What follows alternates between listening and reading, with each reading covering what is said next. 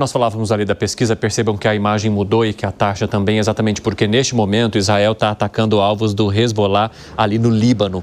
Ou seja, todo esse confronto que começou em algum momento na faixa de Gaza, que depois se estendeu para o norte de Israel e o sul do Líbano, com a atuação também do Hezbollah, continua, porque a gente vê muita fumaça depois das explosões, dos ataques que foram conduzidos por Israel e a população que mais uma vez recebeu mensagens ali e avisos para que deixem esses locais que agora estão sofrendo com os ataques de Israel. Israel menciona que são ataques direcionados a destruir lideranças, chefes desse grupo Hezbollah, grupo terrorista também, e que atua com bastante violência ali naquela região, no sul do Líbano, que controla muito aquela região do sul do Líbano e que agora, então, tem novos ataques conduzidos por Israel. Fábio Piperno.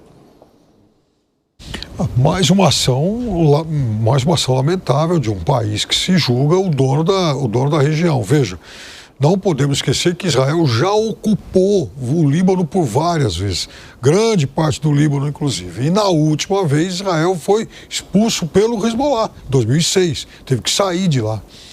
Nesses últimos dias, ao que você sabe, o Hezbollah não tem feito ataques. Então, é mais, veja, uma manobra ofensiva de Israel, da mesma forma como tem acontecido em Gaza. E ocorreu também dias atrás lá na Cisjordânia.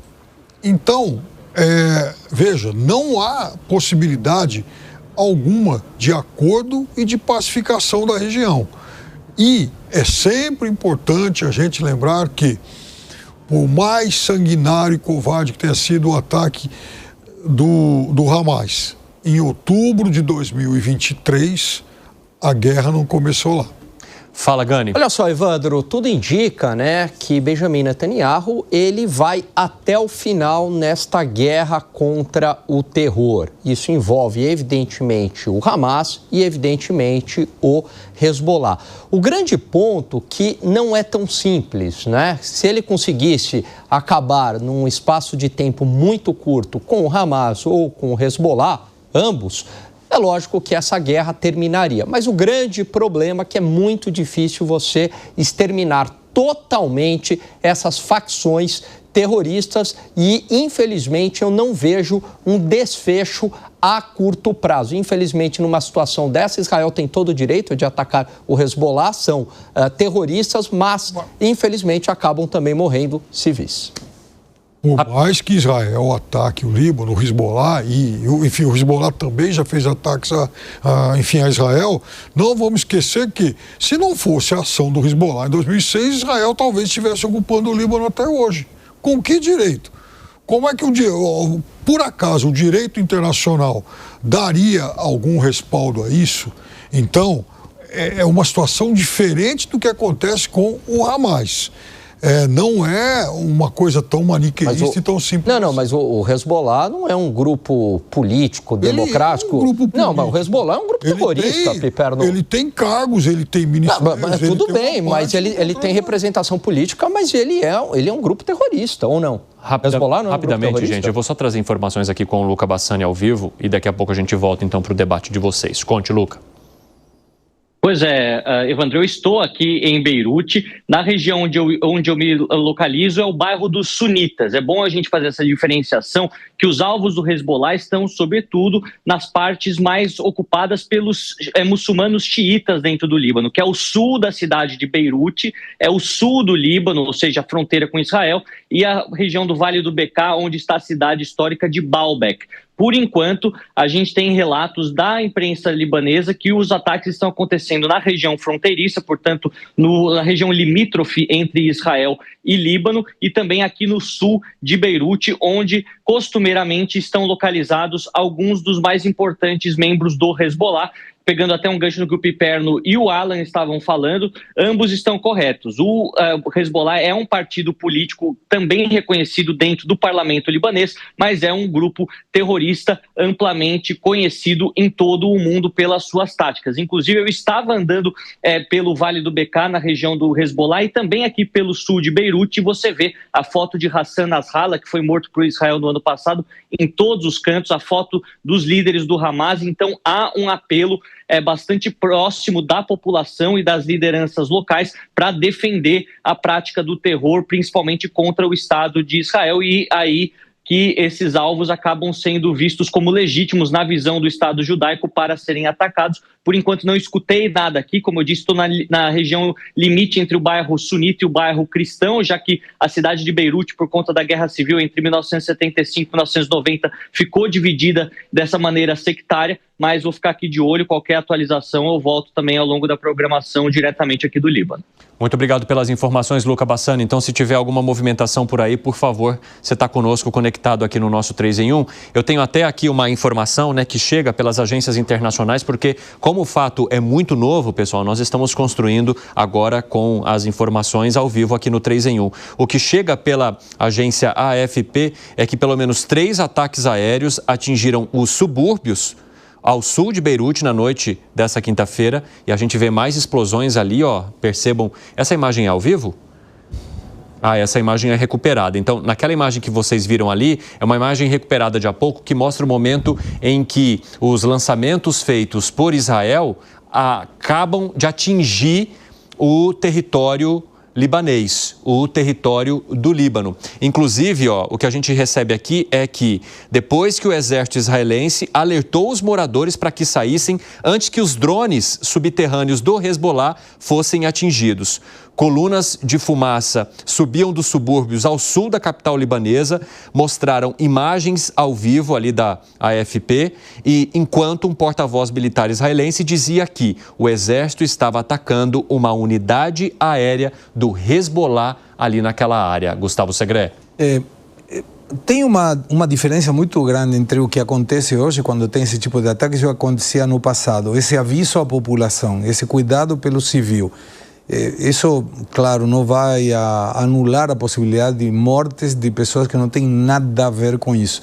Mas, de alguma maneira, está avisando, e isso não era comum em nenhuma guerra anterior, dizer, vou atacar. Antes o ataque vinha. E não. O Luca está conectado ainda? Mas agora estou atacando. Por favor, saiam para evitar esse tipo de mortes. Isso não melhora muito a situação, claro, mas, de alguma maneira, mostra que de um lado da guerra, pelo menos avisa, o outro só mata. Ô, Segré, desculpa, eu conversei com a nossa direção para saber se o Luca estava conectado, acabou que esqueci que você estava falando justamente aqui também. Ô, Luca Bassani, eu queria só fazer uma pergunta para você. Desde que você chegou a essa região, como que você percebe, dá para a gente jogá-lo aqui no telão, como você percebe que está o comportamento das pessoas em relação à possibilidade de novos ataques, em relação a uma expansão desse conflito e não a diminuição, que é o que todos esperavam depois de tanto tempo em que aquele primeiro ataque conduzido pelo grupo terrorista Hamas começou lá no território israelense, e um conflito que acabou se estendendo para outras áreas onde as divergências são históricas.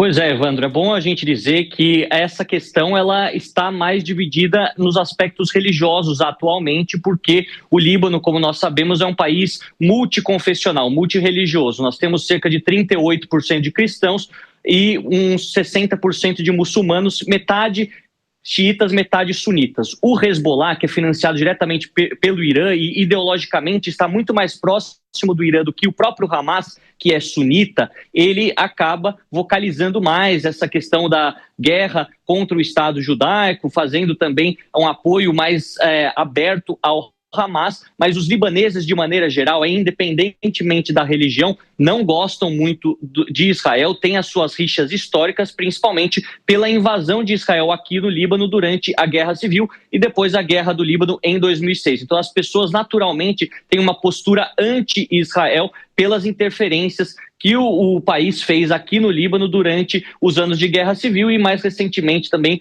atacando os vilarejos no sul do Líbano após o Hamas, obviamente, atacar o norte de Israel. De maneira alguma, é uma guerra que não é provocada. A gente sabe que o Hezbollah, no caso, tem atacado Israel repetidamente, sobretudo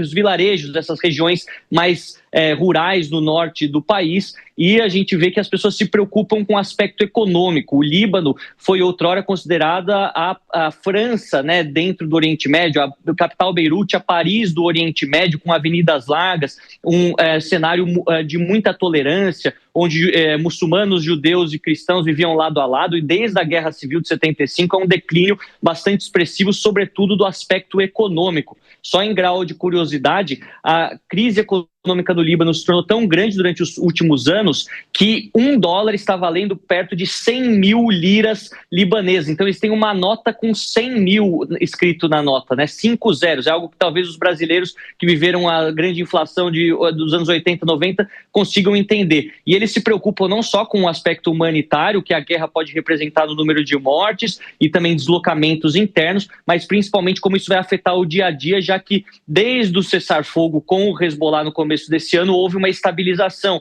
Os comércios começaram a reabrir, as pessoas começaram a visitar mais o Líbano, o turismo aumentou nessa época do verão. Caso se torne novamente perigoso, tudo vai por água abaixo e eles vão amargar não só as perdas humanas, mas uma crise econômica crescente, assim como foi o ano passado. É um sentimento muito negativo, muito pessimista da população quando você fala sobre esse assunto. Muito obrigado pelas informações, viu, Luca Bassani? Excelente você trazer toda essa contextualização. E o que a gente consegue entender a partir das informações do Luca e daquelas que chegam também pelas agências internacionais é que esse seria um ataque pontual em uma base do Hezbollah e não um ataque, digamos, deliberado ou geral naquela região. Então, eles comunicam às pessoas que vivem nessas regiões ou que estão ao redor. A questão é que é quase impossível você impedir que não haja também, impedir que haja consequências para qualquer pessoa. Por mais que você avise para sair e etc., sempre haverá uma vítima que não necessariamente estivesse envolvida com o grupo terrorista ou um grupo de atuação violenta, que foi, Piperno. Não, o Líbano foi ocupado por 15 anos. O Luca voltou a falar disso, né, de 75 a 90, sendo que em 82 aconteceu o massacre de Sabra e Shatila, um massacre que vitimou mais de 2 mil palestinos. Um massacre no momento em que Israel ocupava o Líbano e cometido por falanges cristãs libanesas, com o aval de Israel. Depois disso, houve de novo a invasão do Líbano no começo dos anos 2000 e a expulsão do exército de Israel em 2006. Então, é óbvio que dentro do país nasceriam grupos de reação. Esses grupos que surgiram depois, e principalmente o Hezbollah, que tem grande popularidade entre os libaneses, não é à toa que ele é uma força política importante, ele nasce em reação à ocupação do Líbano. O que o Líbano ia fazer? Ia tolerar a ocupação ad eternum? Ô Zé, tem 1 minuto e meio para você, quero te ouvir. Eu queria dizer o seguinte: primeiro é preciso entender o contexto. Você falou muito bem quando conversava com o Lucas sobre o contexto que acontece ali naquela região, né?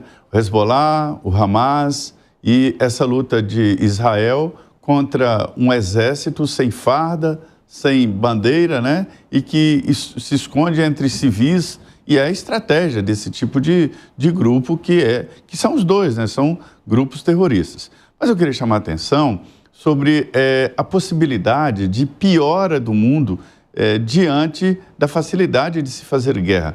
Conversei aqui com comandantes militares analisando exatamente os últimos acontecimentos e ele dizendo, por exemplo, no caso da Ucrânia, que ninguém mais imaginava uma guerra de trincheira, de tiro para lá, tiro para cá, e aconteceu e está acontecendo na Ucrânia. Por outro lado, a tendência, segundo análises militares, é de aumentar o número de guerras e de ataques assim. Veja bem, Israel registrou nessa semana a interceptação de drones do Hezbollah contra Israel. interceptou, mas poderia cair em áreas habitadas de Israel, por exemplo. Então, está barato. Menos de $500 é o custo de um dos drones que arrebentaram lá os bombardeiros da Rússia, para se ter uma ideia, fizeram aquele estrago. Então, a guerra está ficando barata e o meu temor é que esse tipo de armamento caia nas mãos de terroristas no mundo inteiro. E logo, logo, segundo já há uma previsão, eles terão acesso, inclusive, a armas nucleares. Então, estou pessimista quanto à possibilidade de paz mundial nos próximos anos. A gente faz aqui um rápido intervalo.